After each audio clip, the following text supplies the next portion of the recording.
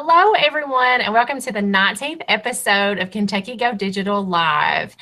This is the third episode of our February series, Digital Tools for Support Staff. I'm Courtney DeRossett, Chief Information Officer from Floyd County Schools for Floyd County, and I'm joined today by the Kentucky Go Digital Live team.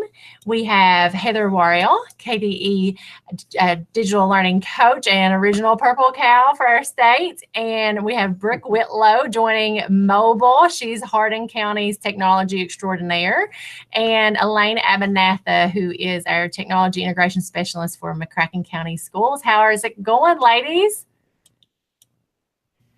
Awesome. Hello. Excited for this episode. I am also joined with two superstars from Floyd County that I'm really honored to be able to showcase with everyone today. And we have Miss Anna Sheppard. She is our early childhood director, and joining us also is Kim Grubb, who is our early childhood consultant. And both ladies are going to be telling us today a lot about a program that sometimes it goes unnoticed. And I hate to say that, but when you are in, like, I'm a high school gal, that's just my world. Love technology, but that's my background. And most of us have that solid background of one, whether it be K-5, middle, high. But before those students walk through our doors, there is something called kindergarten readiness. And all my kindergarten people, all my elementary people, you all know what that means and how important that is. And the backbone behind that is this lady and her programs. And I am thrilled today to get to highlight what they have been doing in Floyd County. And I'm excited to learn more, as I always learn from her, and hear all that she's doing for our district and how everyone else can learn from her. So this is Miss Anna Sheppard. Okay, good morning, everyone. I'm honored for this opportunity to be able to share a few of our digital tools and Google Forms and just digital initiatives that we have assisting us so that our communication's greater, our feedback, and our efficiency with early childhood and around our kindergarten readiness efforts. I'm fortunate as well to have to be working and learning from Courtney DeRossett, our CIO, and the early childhood consultant, Kim Grubb. They are both amazing, and they challenge me to continuously grow and learn. So a little of our demographics in Floyd County. We have around 6,000 students. That's including our early childhood students, 300 of them. And we are a district of distinction since 2013. We have 3 high schools, 1 6-8 middle school, 2 pre-K through 5 schools, 5 pre-K through 8 schools, 1 credit recovery, and 1 VOTEC. And with our birth to 4 population in our county, we are a little over 2,500 students. The capacity that we currently have in our early childhood program is 320 students, 3 and 4-year-olds that we can serve. That's in 16 classrooms and within 7 elementary schools. 7 of those classrooms are blended Head Start and state preschool classrooms, and 9 of the classrooms are exclusive Head Start classrooms. We have 8 child care centers in Floyd County, and their capacity is 500. So the why are we working with early childhood and focused on kindergarten readiness initiatives, and mainly so that we don't need to remediate kids, but we need to have them ready walking through that kindergarten door. And while we're switching over, I totally forgot to encourage all the YouTube people that are watching out there that Heather is on the chat. So if you have questions, make sure that you ask those for Anna or for any of us or for Kim, and hit that subscribe button and make sure that you join us for updates. And if you're having trouble with the questions, asking questions or putting a comments on, make sure that you go up and you sign in to your YouTube channel so that you can ask some questions and have some comments on for us. So there's what we're talking about with if you want to sign in and ask some comments. Okay, so why are we working so hard with birth to 4 initiatives? I have 3 and 4-year-olds enrolled, but it is critical that we reach parents at birth and that we're supporting them and connecting them to all the resources that we have if we truly want every child walking through our doors, entering kindergarten ready. So the document I'm going to show you is the early childhood profile. Those profiles can be found on kidsnow.ky.gov for each county, and you'll see that those are put together for us by the Kentucky Center for Education and Workforce Statistics. So as you see here, Floyd County, where we are, the state is at 51% ready. That was in 2017. The 2018 profile, I'm told, will be released around April. So you can see that the state is 51% ready. Floyd County is 59.6% ready. And that's for every kid in our county, not that's coming directly from home, enrolled with us, enrolled in childcare. And then you will see that we have, here is where we have our telling us where the various age groups, how many students we have in those. So we have, in our county, our birth to 2 population is a little over 1505. Our 3 and 4 population is 1,012 kids. If you remember, I said we fully enrolled in our 16 classrooms is 320 kids. And if childcare in the 8 centers are fully enrolled, that is 500. So you see that we have 1,697 kids birth to 4 that are not with us in any kind of formalized setting. They're at home or somewhere. So with that 1697, we have 192 based on this data are 3 and 4 year olds.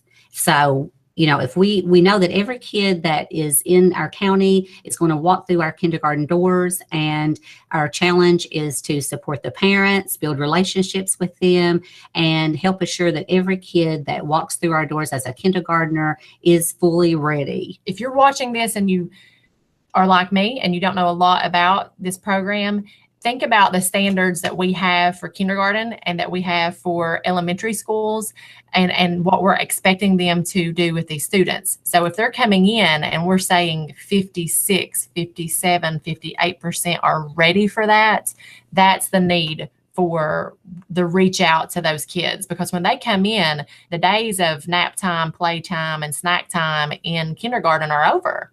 You know, it is, hey, we're getting down to the meat. We're teaching them to read. We are going off, you know, with a lot of concepts that as adults, we may have not had when we were in kindergarten.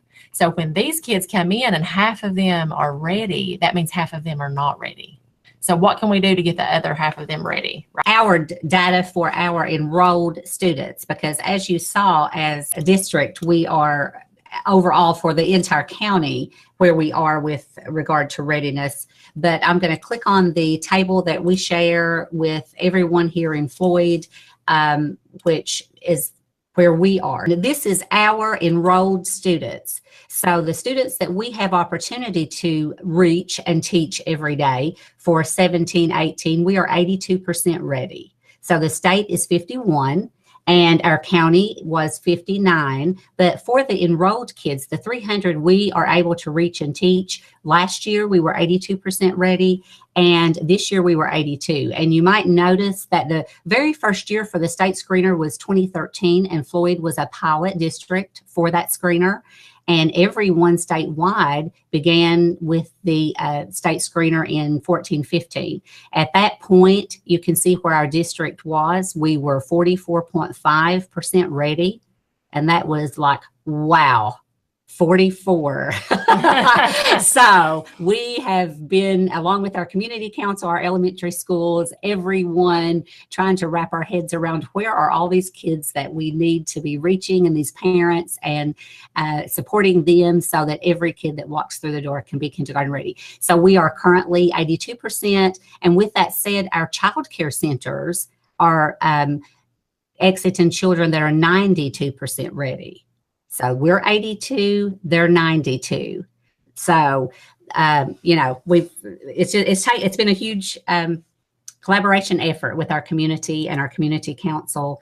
and everyone involved. So back in 2016, according to the early childhood profile, we were, our at-home population was only 32% ready for kindergarten in Floyd County. Our county children that walked through the doors, parents identified them as being at home, were 32% ready. So that was, you know, for us, a 50% gap in what we're doing with the children that we have opportunity to have in the classroom versus those children. And we know that parents are very supportive and on board. And if we can help them and give them the tools and the resources for their toolboxes, they will definitely help us with this. So in 17, well, when you see the 18 data come out, the screener was given in 17, Floyd County, our at-home population that is ready now is showing 63.3%. Some of that, I think, is due to all the efforts that we have around early childhood and the way we're supporting our parents, but some of that is the way that we have been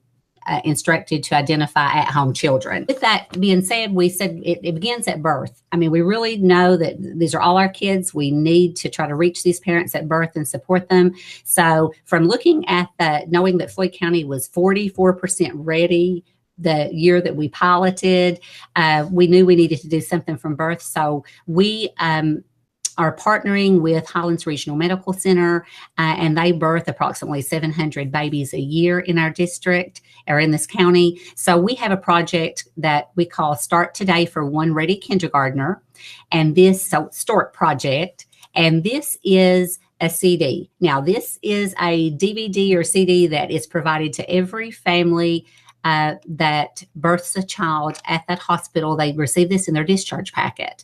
And most of the resources, I know this may be, you know, may think CD, DVD, it's a little outdated, you know, with where we are with technology, but we know that we still have a population who still needs to receive this information in this form. And most of what you see on the CD that we have there, video links and messages and all sorts of things, we also have on our early childhood website. So if this is our tool to get those parents talking to us and coming to events and getting online with us, then, you know, this is where we start. The second part of a birth initiative that we have is we work with the pediatricians through the pediatrician liaison at Highlands Regional Medical Center. And we have this flyer in a frame hanging in our pediatrician offices so that parents can utilize the QR code, and that will take them directly to the early childhood website where we have these video links and just resources for every content area for early childhood. And then we also have the web address as well for that website if they choose not to use the QR code. So just another little tool for their toolbox to reach them and let them know we're here to support you. We're in this work together. And the goal is to have every child walking through the kindergarten door ready. Thinking about some of the Google Forms and ways that we are obtaining feedback from families to improve our program, and just tools to help us be efficient with the Google Forms. And the first one is the parent survey. So we are a blended program, as I said, with State Preschool and Head Start. And with that, in our new performance standards, we've always done self-assessments, but we're doing them a little different now, and that includes a parent survey. So this is what you're seeing here. And this has been huge for us because, you know, with Google Forms, we can look immediately. We've had them identify the school, so we know which school we might have an issue with based on feedback or all of the, you know, kudos that I can give to staff because parents have commented on here that all the positive things going on in that particular school.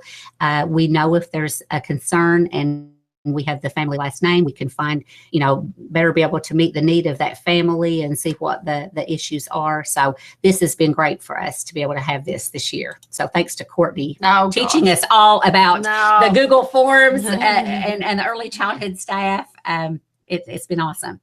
Some other things we have is the PD survey.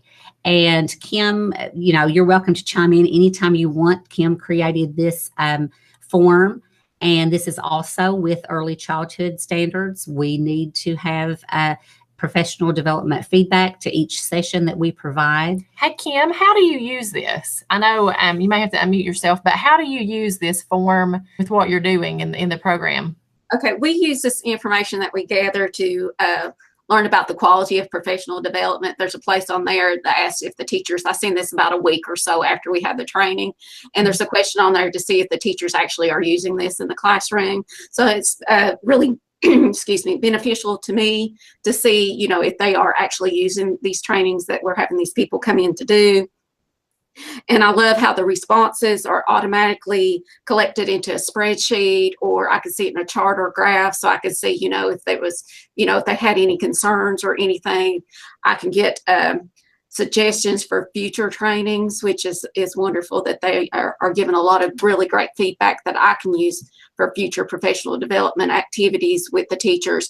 Or if a teacher is, a couple of teachers I noticed are having the same issue, I can go out to them and talk to them and provide some technical assistance in the classroom if they're still wanting more help with that particular topic.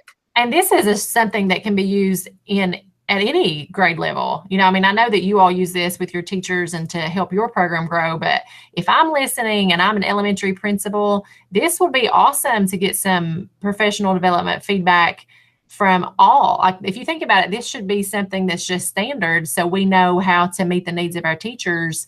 That is, P through 12th grade, not just, preschool. Yes. And then also Kim provides professional development for child care centers, which has been huge for us in moving in the direction with all these kindergarten readiness initiatives. So she's a certified trainer with ECE TRIS, and she's been able to provide training so we can have common training, talk common language with these common kids that we're entering, into kindergarten. So Kim also can use this form to get feedback on those sessions that she's doing independently with our child care centers.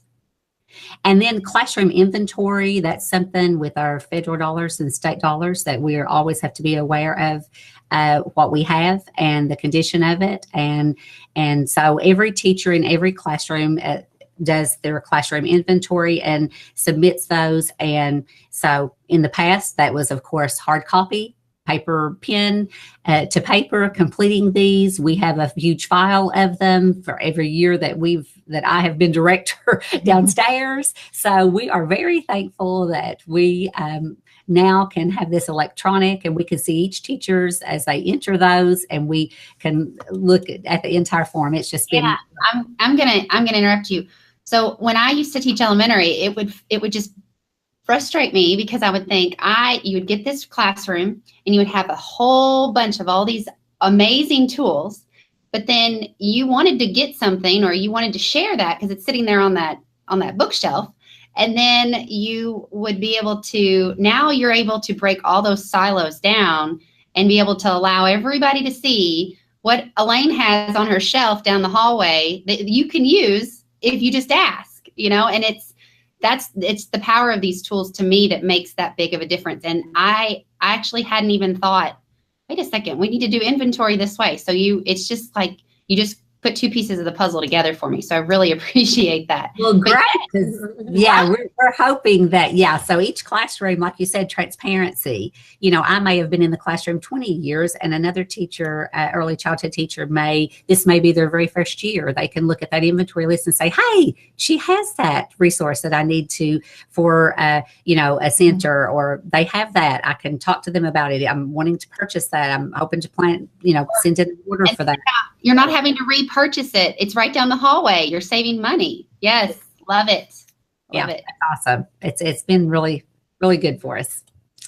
Another thing that that's been great for us as well is we have an early childhood council, the Community Early Childhood Council, and this school readiness plan that we've developed through the School Readiness Summit and the Governor's Office of Early Childhood was developed actually 30, 60, 90, it goes to 180-day plan of things that the council is helping to work on in regards to kindergarten readiness. So with this being a Google document, the council chair, myself, Kim, the coordinators for the community council, we can all work on this document. And you'll see that we've highlighted things that have been completed, things that in red have not been. And you can see that it's really everybody on our council can have their hands on this, working, updating, and we can see that live and work in that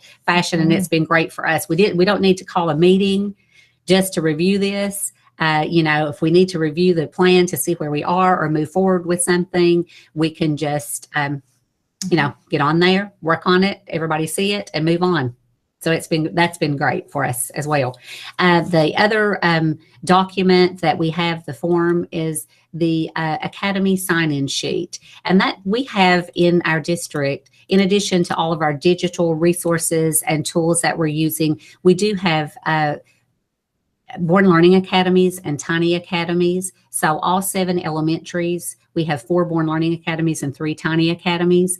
And at the end of the grant cycle, they were collecting and counting how many parents of what age child at each of the schools had attended and compiling all that data for their final report.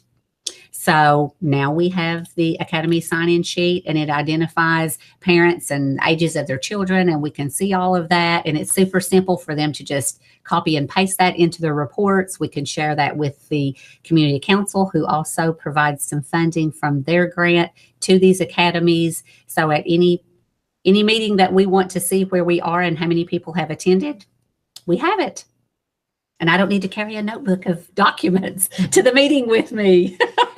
And they have so much documentation. So again, if you're watching this and you have preschool, Head Start, and this program, they have so much documentation of who comes to the Tiny Academies and the Born Learning. And if you don't know what those are, it's a parent outreach to come into the school and have an actual program, and it's organized by Anna and her team, but it goes through preparing parents on how to prepare their kids for kindergarten. And they do stations, they do activities, they always include technology within these. And we've come in and shown parents apps that they can help their kids on their phone or on an iPad. But the documentation for sign-in sheets and emails and how to contact these parents was just overloading them. So they started using the tools to be able to keep up with, and the forms to keep up with who's there and how to follow up with that contact. Yeah. And if you're not familiar with those academies, like Courtney said, it's all about helping parents to take advantage of everyday moments with their child, teaching them skills and helping them be kindergarten ready. So we're excited that all of our elementary schools have some type of academy. I'm going to ask Kim to talk about this document and what she's done here with it. The document that you're seeing is a Google survey that we used with the early childhood council members. In our council meeting before we started the Facebook project, they wanted to view all the videos and give approval. So I created this survey to send out to all council members before putting the videos on social media. It's great to have several members to view the video before uploading it to Facebook. The extra set of eyes helps spot areas for improvement and help fine-tune the video, or if we need to kind of change the language to make it more parent-friendly. And I also liked how with this survey that I could hyperlink the video. They could click on that real easily and see that. And then they were a video approval link on there to the survey. And I could quickly get a graph that showed, 90% agreed to place this on Facebook. We had 10% that did not agree. And the ones that did not agree, I asked them for a comment, and they put in there why they or what they would like to see changed in the video. So this was very helpful to have those extra set of eyes.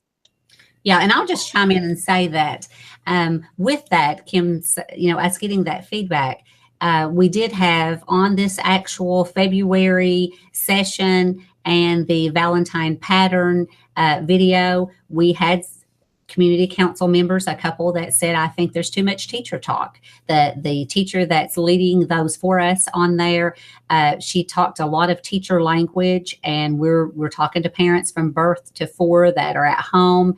And so a couple of them felt like that she might want to redo the video. So she redid it. Kim sent that out again and got it approved before it was posted, because as we watched it, there was a lot of teacher language that parents might not understand. So I'm not saying a whole lot because, as I mentioned in the pre-show, I'm a middle school, high school person. So this is way out of my frame of reference. But I will say, and Brooke and I both said in the back channel, like, this is an outstanding show. And I'm learning so much. I didn't even understand kind of front loading that we have to do in preparation before kids even get to us in kindergarten. So, wow, I have a lot to learn about this. So we have some people on the chat, and I want to give a shout out. We have some friends in Hopkins County. We also have some friends in Corbin Independent. Crystal Doolin's out there with her team. My teammate, Ben Maynard, who is a digital learning coach at KDE, and he's a former elementary school principal. So listening to his reactions, he has a whole lot more insight into this. So it's been really interesting to kind of hear what he has to say through the elementary school principal purview. So I'm learning a ton of him through the chat feed as well. But one of the questions that he has, first of all, he wants to recognize the fact that it's truly remarkable how you're able to gather so much data before the kids even get to kindergarten. And so really his question is, now that you have all of this data, how are you using it? Having all that information, what's the biggest win, having all the information that you've collected using these Google tools? Well, the biggest win is, when we meet as a council, when we meet as elementary principals and early childhood staff, if we want to spend our efforts on, not remediating, but getting these kids ready prior to that, we have the tools and the data and the information to be able to do that and see where our kids are, to be able to see who's the target group, what do we need to be doing on that end, because we know it's critical that every child is reading on 3rd grade, on level by 3rd grade. And we know we're the beginnings of that. And like I said, even prior to 3 and 4-year-olds, we need to reach these parents, support them, build relationships to get the kids walking through the door ready. So this has been huge for us. Having the data has helped us know what we need to put in place, who we need to reach out to. So it sounds like it allows you to differentiate your remediation strategy for kids. We realize every cohort of kids that comes in is going to have different needs, and every kid within that cohort is going to have a different need. So it sounds like, and I love this word, and the team will tell you this is like my go-to word. It sounds like having all that data at your fingertips allows you to get strategic for every kid. And that's the power of these tools. So yay, I'm so excited. Okay. If any other questions come in, I'll let you guys know. Okay, and great. Real quick, I have a question. Have doing this front work in the beginning, has it helped you identify students with special needs earlier because of being able to see and foresee, what their possible needs are and being able to identify them earlier? Have you seen that at all? Yeah, possibly, because we see the, meeting with the parents, getting to know them, the events they attend, all of those things have helped us to know who's coming from home that, they may choose to keep them at home and not, have them enrolled in childcare or Head Start preschool programs.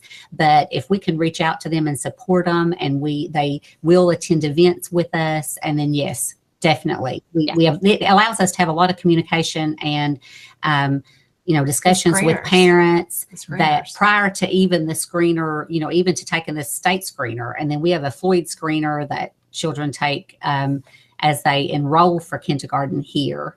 That is a huge plus for us as well. Awesome. Anna, one more question. This is actually a question from both Ben and Crystal Doolin. They want to know, have you had any pushback from parents who may be reluctant to using the tech tools to answer your surveys or communicate with your department? Have you had any parental pushback? No, I can't say that we have. And Kim, chime in if you can think of anything. I mean, we have came leaps and bounds as a community in regard to breaking down those silos, and realizing that whether you have them in childcare in one of the 8 childcare centers, or we have them enrolled in our school district, or, if they are that at-home population, that we all have the same goal of getting these students as ready as possible for walking through that kindergarten door, to assure that we are going to have them reading on grade level by 3rd grade. And we have had, I think every parent that has attended or given feedback has been very supportive around this work and very appreciative that we're reaching out to them from birth and providing them with tools and resources that they may not have if their child isn't enrolled in a formalized setting. So it's been huge for us and for our community to realize we're not functioning in separate silos. We are all in this together. Kim, I know that when you work with them in those tech sessions with the parents, do you feel any resistance? I know I've only attended a couple. I came in and did some app sessions, and they were so excited. They wanted it. It was like they were waiting to be fed the opportunity to give their kids technology in an educational way, not in a game. Can you talk about anything that I know you've attended all of them? You both have. What's the feedback you get from those sessions? The majority of the parents are very positive. They're wanting to know some educational apps and things they can use. What I've kind of seen in some of these sessions is we often have grandparents in those sessions, and they're a little bit, I hate to say that, but lagging behind in technology, and they're kind of leery and afraid of some of the technology.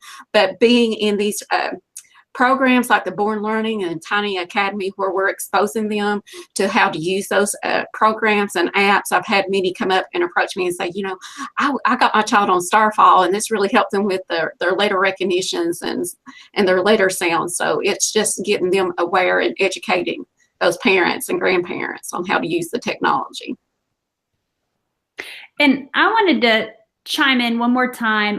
This past week, our commissioner kind of rolled out his 5 big priorities, and K through 3 literacy is one of his big priorities. And thinking about the work that you're doing and how it supports that initiative is really remarkable. So shout out to you guys for all your hard work and innovative thinking. And I love hearing those silos. That's what the Kentucky Go Digital work is all about. So the other thing, the tech tools. So I saw Google Forms for parent surveys. Mm-hmm. How else are you leveraging digital tools in your work, Anna?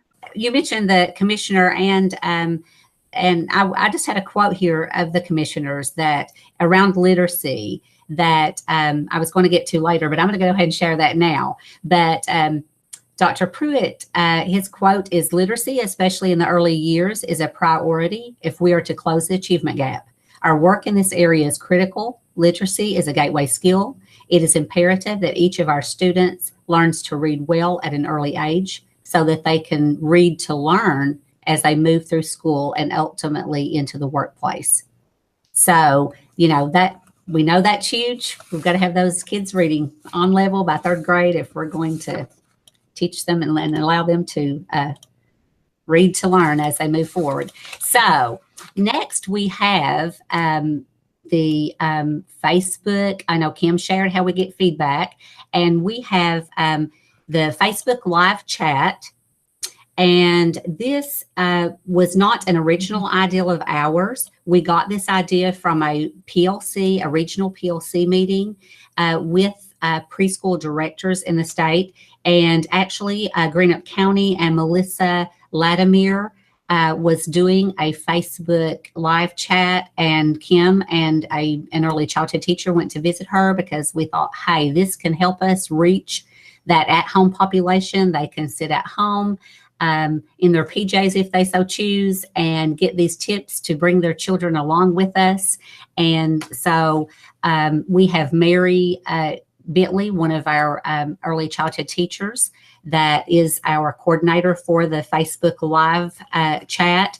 And Mary polled the parents to see what was the best time, which day, what time of day would be best for them to be able to join her in learning, getting some tips of how to take advantage of those everyday moments with their children. And that happens to be on Saturday at 3 p.m. So 2 Saturdays a month, the second and fourth Saturday of every month, Mary is on live chat with the parents for 30-minute sessions. And so the form that Kim discussed earlier that she sends out to the community council, because this is an initiative that we have going on through our community council with getting kids kindergarten ready. So that's the form that Kim shared. That's how we get the feedback on whether we need to redo these videos or if they're good to go ahead and post to Facebook. And so we'll go ahead and share just a little bit of one of the videos that are pre-recorded and that Mary walks and discusses live with parents on the activities. Today's activity for wintertime for children is a Christmas activity, or maybe just a winter activity for the days when it snows. It's a math activity. We're also going to be working with the videos. Kim has, of course, Mary did this one herself. You can see at her home, but we have videos that were pre-recorded. And here's a sample of one of those that Kim can talk to you about the app that she uses to do this. Hello, my name is Jessica Kaiser, and I work in early childhood at Allen Elementary. And today I have a literacy activity that I would like to share with you. In this literacy activity, we are going to help your child learn how to recognize upper and lowercase letters. We are also going to learn how to match upper and lowercase letters. You can see on the Facebook page, Mary, in addition to videos, she posts, lots of links to different videos, and we've started awarding for the most shares. You see the phonics DVD that's going to be given for the most shares. But as far as the data, at the end of January, we had 6,800, a little over 6,800 people had viewed the site. 24 had reacted, 12 comments, 60 shares. And then I think I see on the screen now that there are 183 people like it, 187 people are following this page at this point. So we started it in December with a little pilot video. And then we started with the schedule of 2 sessions a month in January. So we're very excited about this and very thankful that we got to see this with Melissa Latimer. And we do think we're reaching that at-home population that may not be able to even attend an academy, but we're reaching them in their home, and we're sharing the same kind of things that we're sharing at those academies. You're also, I'm sure you've thought of this, but you're also allowing those students and the parents to get to know those teachers that you have. And so now they're building a relationship with them and a trust instead of just first time meeting them during registration. So that's big to me, because those are things that I know they could look up on the internet themselves, but they have to take the initiative to do that first. But now they're meeting those teachers and making relationships and learning from them prior to even being in that class. That's big to me. I think that's awesome. Yeah, and I'm glad you said that, because on this Facebook live chat, we have represented childcare teachers with videos, as well as our early childhood teachers, because like I said, there's no silos. We are, we want everyone who is teaching, 3 and 4 year olds and sending them to your kindergarten. We need them to be represented on here. So it pushes those teachers to grow too, to look for new things, like how, something new, something different too.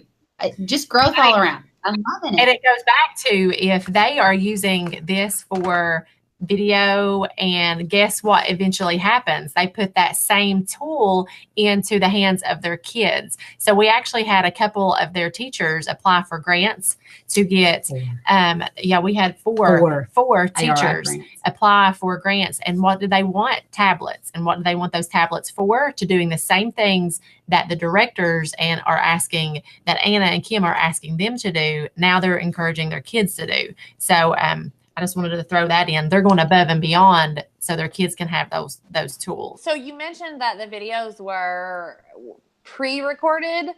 So do they ever do any that are live where the parents are like on at the kind of like what we're doing now with the live chat happening on YouTube, like in real time, where they can ask questions and the teacher is answering the questions? Or are they mostly videos that have been pre-recorded and then you just kind of moderate the questions that pop into the comment section after the video has been posted? Does that make sense? Yeah, but actually the chat is live. And Mary is talking about the coordinator is talking about the activity. So she is totally live online with these parents in those 30-minute sessions. But I'm going to let Kim chime in about why these videos, the app that she's using to do the videos that she has done. And then we'll have Courtney share some other tools and other ways it can be done, but also some ideas behind why we pre-record those videos as opposed to having them live, the actual video. When we met with Melissa Latimer from Greenup County, she suggested that we pre-record videos because, as well as you know, with live videos, a lot of things can go wrong. And also because our council wanted to approve the videos before they are posted because their name is on there and they're supporting it. So they wanted it to be approved. So we had to do the videos prior before, instead of having live videos on there. But Mary is on there. She'll show the video, which they're usually no more than 5 minutes long. Usually the longest one is 5 minutes. So that way she has after they watch it, they have opportunities to ask questions, or she'll explain some other parts of it. She'll link it to other concepts that they could use, but that's mainly why we decided. Okay. I think I understand now. So basically the pre-recorded video of the lesson is embedded into like a live stream. It's almost like a class for the parents on how to do that particular activity. Exactly. Okay, that makes sense. I'm sorry. I just wanted to clarify because I'm all about the live YouTube or the live Facebook, live YouTube also as well. But yeah, that's awesome. Okay, thank you for clarifying that. Okay. And one other thing that I might mention before we move on is the challenge that we've had is actually identifying that birth to 2 population. We have, like I said, the Child Care Center has their students, and we know, and we have contacts with those parents and the students we have enrolled. But the birth to 2 population has been a challenge for our council and for us trying to reach them at that age and have them join Facebook with us so they can be on these live chats. And some things that we have done, I mean, definitely Mary took our list of parents of our enrolled students and invited them, looked them up on Facebook if they had a page, invited them to join. The same thing with our child care. But then we have and I'm pretty sure this list only comes to like grantee Head Start directors, but they receive a temporary assistance for needy families or TANTF list that identifies all of these families within each county, within each community. So we receive that because we use it as a recruitment tool when we are recruiting kids for our early childhood program. So Mary, our coordinator for the Facebook live chat, took that list, invited all the parents that she could find from there.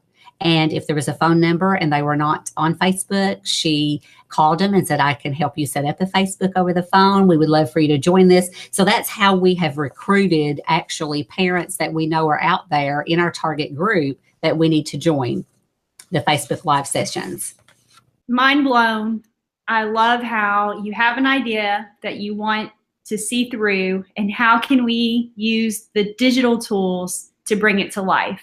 And your CIO and your, kindergarten readiness director coming together, and kids are involved, and there's a mentorship piece there and literacy. And then you have the role model with the soccer players. I mean, the little kids look up to the big kids. So many components of that are magical. So kudos to you guys. Heather, what I was thinking is, this whole project embodies the create, connect, and share mission of Kentucky Go Digital. We have our teachers creating and our students creating, and we're connecting our high school kids with our, our soon to be kiddos in our schools, and they're all sharing with each other, and it's just really special. And I don't know about everybody else. I'm totes stealing this idea. So hey, no silos. Remember, we're all in this together. I'll be sure to give you credit, but this is amazing. I mean, it's wonderful. So Crystal Doolin on the chat concurs as well. She says, "What? Love the bedtime story idea." Ben Maynard was talking about pre-recording those small lessons and the fact that you guys are on your way to a flipped preschool model there with your preschool classrooms. And then you had Christy Lewis has joined us from Paducah Public Schools. She's with the Head Start preschool there. And so you think about, once again, the power of Kentucky Go Digital. You guys are in Floyd County, and we have someone all the way out in Paducah who is learning from you and connecting with you as you share these great ideas. So just once again, Anna, your enthusiasm and passion, you are the real deal. So thank you. I want to see you every day. Hey, come to the early childhood world. It is totally you. I mean, it just lights you up. But yes, thank you very much for joining in. And I look forward to sharing more from Floyd County soon, especially around that book initiative. But one thing I do want to mention about the book initiative is that we have, co-curricular and extracurricular. We have, we're not heavily weighted on either side of that, with academics, athletics, but that's going to be shared. We have awesome coordinators in each of the schools that's taken on this charge. And the students will receive community service credit, hours for the project. So it's going to be a win-win for everyone involved. But thank you all very much. I'm pretty proud of Anna and of Kim and all their teachers. And I'm just so honored that you all let them be on the show, because they have a lot to share, and they watch the show, and a lot of tools. Technology can make life a lot easier if we use them, and it can connect everybody. And this is proof of it. So. Well, and I just want to make sure that we mention, again, we talk about it a lot on all of our shows about just working together and collaboration. And, Anna has this idea and she goes to you, Courtney, and you just bring it to life. And it's just so special. And I just want to make sure that we drive that point home here on the show, is the collaboration between, we all have different strengths, and what we can all bring to the table when we collaborate, it just is powerful and magical, and it gives me code chills. So it's just, I love this episode, and I'm right there with Heather too. Like, just everything. I mean, I'm thinking like, oh my gosh, you're collaborating with hospitals and doctors' offices, and I don't know if I'm just like so far. I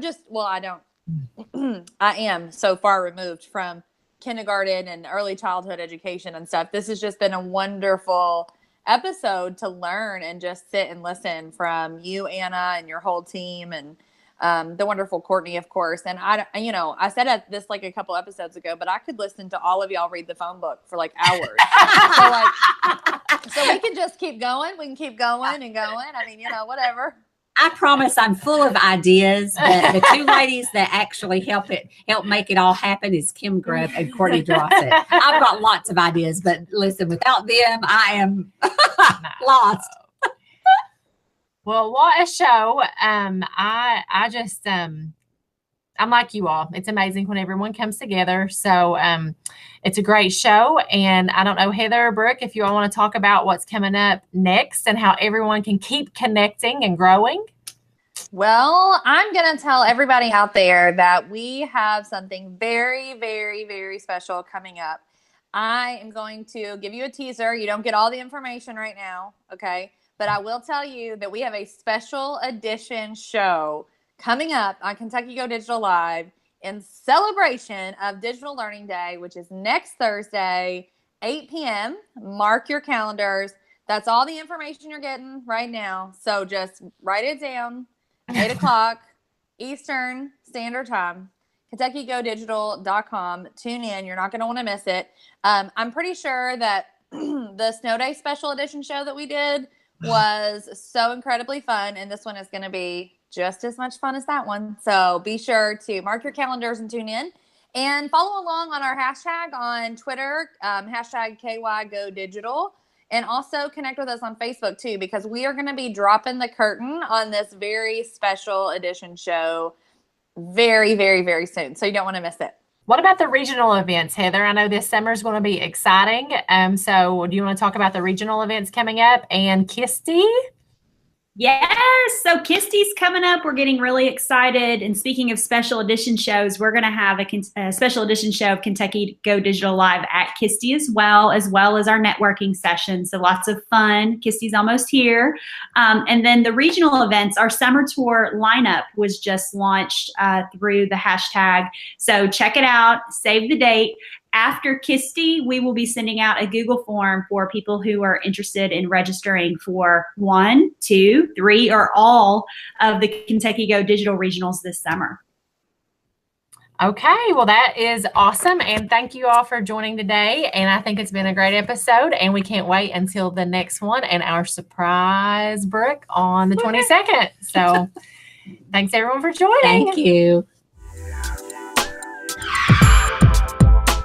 Get involved with Kentucky Go Digital. Attend regional events, like us on Facebook. Subscribe to our YouTube channel.